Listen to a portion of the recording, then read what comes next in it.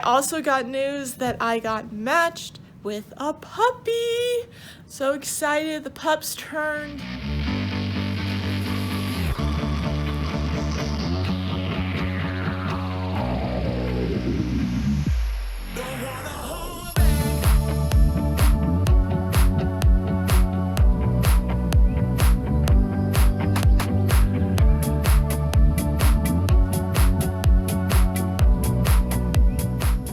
Good morning, guys. This is probably gonna be the start of this vlog. Gonna try to start vlogging again. I've been making videos and just not uploading them. So, bad. I need to start like actually editing them and uploading them. Anyway, today is the, come on, watch. Work. Why is it still on? Okay. It is Thursday the 29th September. And not yesterday, but the day before, yeah, the 27th was not only my anniversary with my husband. We've been married for 3 years now. Great day of, remembering how lucky I got with my husband, honestly. It's been a great marriage so far, and I look forward to many more years. But not only was, that made it that day great, right? Hanging out with my husband and celebrating that. But I also got news that I got matched with a puppy. So excited. The pups turned 7 weeks old last Monday. I believe that would be the 25th.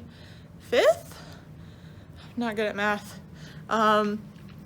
So yeah, they got evaluated that Monday, and my arm's getting tired. Then yesterday, right? No, the day before yesterday. The 27th, I was notified that I got matched, and I'm so excited because the beer told me, like, hey, these dogs typically don't make service dogs. Like, typically the temperament is not there. So she let me know, and I'm like, I know I'm looking for a little bit of a unicorn, but I've seen other dogs from her breedings, from her lines, and they have been fantastic dogs. So I was super hopeful, and I like the more drivey dogs. I might like the more hyper dogs. Not only am I looking for a service dog, but like a demo dog, sport dog. I like to do stuff with my dogs. I'm very active, so that's why I went with that breed. I'm not going to get too much into detail. I kind of want to make this vlog, kind of a running story, and then I'll do shoot off. So I'll have a video of my puppy haul, everything I got. I have some of the stuff right there kind of compiling in the corner. I'm going to do a video on choosing a breed, selecting a breeder, stuff like that. First time I've kind of done the breeder thing, so I'm not the most knowledgeable on it, but I can share some knowledge that I have with that. I'm definitely going to be going with a breeder for future. Anyway, kind of getting off track. So anyway, yesterday, because the night of the 27th, when I found out, I was so excited. Like, if I filmed on that day, I would be screaming, and that would be not nice for those that are maybe watching this wearing headphones. So maybe a good thing I've kind of waited a couple days, but I'm so excited. Still, I'm probably shaking the camera a little bit, sorry. But I didn't sleep at all that night. I was so excited. So I ran on the 28th. I ran the whole day with no sleep because I don't do naps. I feel like it messes my brain up.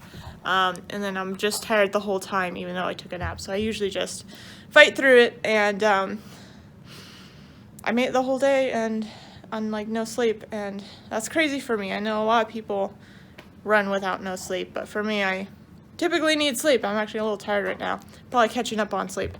Anyway, I ordered my whole Amazon list, so I'm excited about that. Ordering stuff is always fun. And I booked the tickets because I am going to Texas for this puppy. First time I'm traveling for a puppy, so that's exciting. Thought about driving, but I have a hard time with driving long distances. Plus, it's going to take longer to drive, and I need time to work on my vest and my business for that. So this is going to be a crazy couple weeks. I gotta finish up the orders I have, so that's gonna be probably the rest of today is going to be sewing orders, because the last couple days I haven't done anything. Well, no, I did a vest. I got a vest out, but not nearly as much as I normally do. Just I've been so excited and like puppy brained, and still I'm like super excited. But yeah, I got my Amazon list ordered, so once that comes in, I'm going to do a full puppy haul video. And got my flight booked. What else did I do? Goodness, like I ordered dog tags. That'll be probably part of the puppy haul video. So yeah, I'm just super excited. Like I said, today's the 29th, and I'll do periodic updates. I don't know if I've revealed what I'm getting yet, what breed. So I'm probably gonna keep it a secret just for those, you know, because I kind of like the mystery thing, right? That's kind of exciting, right? And the thumbnail is probably gonna have like a shadow silhouette or something like that. But yeah, so I pick him or her. I don't know if I told you what I'm getting yet, so I will keep it a surprise. On the 13th, so I fly out on the 12th and I fly back the 13th of October, so only a couple more weeks, and I am going to be slammed because I have an event this weekend for my shop. Unfortunately, it's gonna rain, which kind of sucks. Next week we're gonna have family visiting, and then right after my family goes home from visiting us, I will be leaving like the next day to go pick up my puppy. And it's these next 2-3 weeks, I mean, they're gonna fly. They are going to fly by fast, and for you it's gonna go really quick because probably right now we're gonna be heading to the airport. So see you there. Hi.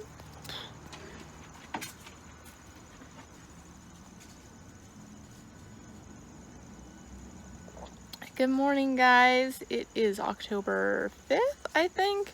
I just finished editing a video, the puppy haul video. If you missed that, sorry, putting my tea on the ground. It will be up in the card here or in the description if you want to finish this vlog first. So that lists pretty much everything I got for my puppy. To start out with. That's also why I'm wearing headphones, because I've just finished editing. But I'm out here enjoying this beautiful day and also giving Elsa some stick throws. Ooh! Almost dropped you. Sorry about that. But yeah, so the other thing that was not in the puppy haul video was his dog tags. I got him 2 dog tags, so I can have like one on a harness, one on collar, because he will be wearing ID until he's reliable. Because for the most part, I don't know about other people out there, I like to just run my dogs naked for the most part. So like Elsa has nothing on right now. But I know some people always like to have collars on or whatever. I hate the little ghosting collar thing that dogs get when they wear a collar 24/7. So that's why I run my dogs naked for the most part. Also, it's, you know, a collar is just another tool, like a prong collar or a harness or any collar or a leash. So I like my dogs to also listen when they have absolutely nothing on. So in order to do that, I have them not wear something all the time, so they're not reliant. So in the off chance that something did break, slip off, or I took it off because, I don't know, I gave them a bath, they don't go wee and lose their mind and be like, I'm totally free, I don't have to listen to you. No, everything is the same with gear on, with no gear on. But that being said, this is a puppy. Just getting to know him, just getting some training under his belt. He will be on a collar or leash with identification on at all times. In the beginning, we'll slowly fade that out. Watch the vlogs, you can see how I slowly fade that out. The only other thing that I got that I mentioned in the puppy haul video is I was going to get a bullet journal. And I did. I got this one from Hobby Lobby. and it was just a blank journal, and I ended up getting the green, it might be actually more of a teal, one like rubber elastic band thingy. So it was just black with a elastic band. And I was looking for a blue because blue is my favorite color, and I really wanted a blue, or like a tan. They didn't have those, so they only had this one. And you know what? I thought about it for a while. I'm like, you know, that is his puppy collar color. So that was his like designated dog color. He was the blue, he was the green puppy. See, I'm so stuck on blue. Blue's my favorite color, right? Well, you can tell. Blue, yeah. I love blue. Elsa has a lot of blue stuff because, well, Elsa's blue. Anyway, so I did dress it up a little bit. I got a green pin to go ahead and match the green elastic, and I kind of made a stencil, so that's why it's so sharp. I am a good drawer, but not that good. So I made a stencil and then kind of gave me some points, and then I had to kind of fill it in. So it wasn't purely stenciled, but it wasn't purely drawn either. And then I put his name there. If anyone likes, is a little bit of a nerd, you can read his name right there because I'm not revealing it yet. Or kind of. I mean, if you follow my personal Instagram, you know his name already because I gave it away. But if you're just following my YouTube channel, you probably don't know it until you look up how that is translated. You'll know his name. I might put a little bit more on the front, maybe say like puppy journal, I think is what my husband was saying I should do, or service dog and training manual, I don't know. But it's just a bullet journal, so it has the little dots. I don't even know if you could see it, it's kind of bright out here. But like I was saying in the puppy haul video, I was trying to make like a planner. That way I can also test it once with this pup, kind of based on my last 2 service dogs. Test it on this pup, and then kind of publish it on my Etsy for other handlers to use, so they kind of have a guideline. But honestly, it needs a lot more work, and a lot of times something simple is what works the best. So I am going to be doing a bullet journal style training log, and I'll probably make it a extra set of video series if you guys are interested. So let me know if you guys want to see some bullet journal training videos on how I'm using this journal, so you guys have some ideas about how to use it for your dog. I love bullet journaling. Bullet journaling is basically just a calendar that you make, and it's super flexible. And I think super flexible is the key, because with service dog training and just training in general, it needs to be flexible. That's like the #1 thing. So I think that's why, or my hypothesis is why this is going to work probably the best, is because it's flexible. So we'll see how that works. But yeah, so that's a little update on that. Update on the puppy. I got my plane tickets last Tuesday, I think. Yes. And I let the breeder know that these are the days I was able to get out, because she kind of gave me like at the 10th to the 14th. She said if you could get here between those times, like that will be the times that are available. So I got the 12th and the 13th flights. Those were the cheapest flights I could get, and obviously I want to spend the least amount possible on picking the puppy up, so I can spend more money on like toys and treats and all the more fun stuff, right? And training classes. So those were the cheapest flights. I let her know, and I went ahead and did like booking.com, like the entire package deal with a car and hotel. And she's like, she messaged me back, she's like, oh, that sounds great, I can make that work out. I will pick you up from the airport and you can just stay at my house. And I'm like, that's so nice. So which was really nice, because it was going to be literally lining up to be, I drive there, scoop the pup up, and leave, which seems really rude and I really didn't want to do. But that was the latest flight possible that I could get that day. So, of course, I'm like, that's awesome. I'll have to see if I could cancel the car and hotel. And she's replied back to me. It's like, yeah, I usually have a 24-hour grace period. So just let me know if you're able to cancel it or not. And I luckily was able to cancel it. So this is going to work out so much better. And like, I want to meet this lady. Is amazing.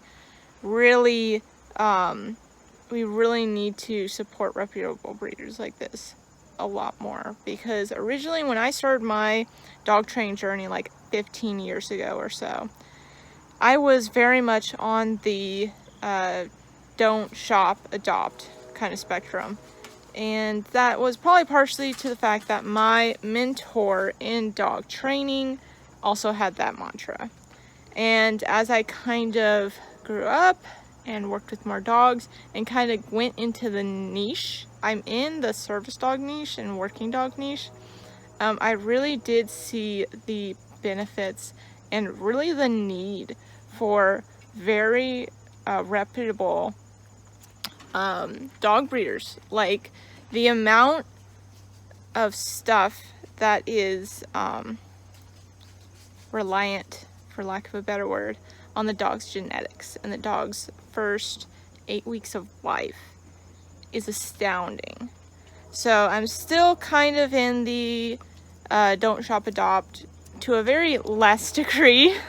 Like, I think a lot of people that are looking for pets can go to a shelter and get a phenomenal dog that will fit into their lifestyle, especially older dogs, maybe if they're not ready to, or not really wanting to do the whole potty training, chewing phase, teething, all that really puppy stuff that is really not fun. It really is not fun. I'm not looking forward to it. You can get a phenomenal dog, and mixed breed dogs a lot of times are more healthy. Not always. You know, it is kind of a mystery there, but a lot of times they are, versus someone who's just breeding for looks, because typically that's where you get a lot of these health problems, genetic health problems. It's been like, oh yeah, this is a good looking dog, this is a good looking dog, put them together without doing any health testing or anything like that. Again, a reputable breeder is going to do health testing and is going to only breed dogs, you know, to a high standard, for temperament, for health, and to breed standards, to better the breed. So when you're going for a service dog, you're going for like a really high grade sports dogs. I know a lot of people like Schutzhund and agility. Those are dogs are very physically demanding jobs, and it's going to be better to have almost that health guarantee. I mean, you can't guarantee a dog's health. You never know what happens. There's a lot of recessive genes and all that fun stuff, but you can have a better shot at it, almost, because of pedigree. So there's a lot of good things about it. I've grown up a lot. I've learned a lot about it.